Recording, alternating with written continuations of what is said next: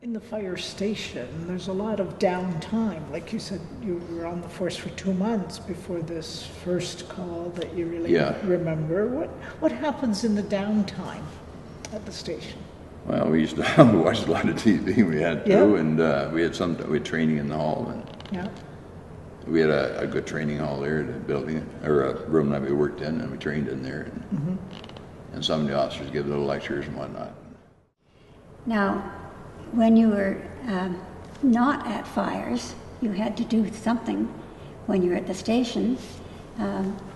Well, we had a daily routine there. Like Mondays were window days. Okay. Clean windows. Tuesday was, I think, washing the beds off. We always had cots at the bed or at the fire hall, so for overnight. But most of the time you didn't spend all night in them anyway. But no, and then they had certain days. Wednesday would probably be the floor day on the cleaning floors on where the trucks were. Right. And then Thursday would be something else. Friday was something else. Weekends we kind of eased off on the weekends. But other than that, there was something that we had to do every day. Now, there's a lot of downtime at the station. Yes. Just, what sort of things would you fill your time with? I mean, I know you had lots of things to do, but talk to me about kind of a down. Well, in the evenings we usually trained first thing. We'd check our trucks, do our training, and then our time was pretty much our own at the station. The Perry Street station had a nice pool table. And the guys would play pool a little bit, or play cards. We used to play euchre and so on. Yeah. And then, of course, the televisions. We could get the hockey games or the baseball games in the evening. We'd watch those too. Yeah. There were socializing events for the firemen, like the annual dance and dinner. Were they still having that when you joined? When I can't remember for sure if they had that when I first got on or not. I don't think they did. No.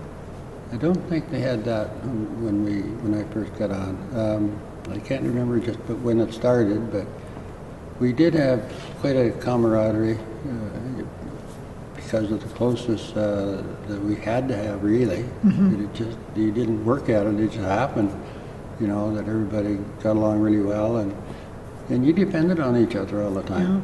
You depended on each other all the time, so it just sort of melded together, and you had a pretty good time, really. What happens with the time at the station? At the station? Well, you have equipment that has to be maintained, and it has to be kept clean, and there's also training. You usually did training every day for. Supposed to anyway. Sometimes it was a little lax, but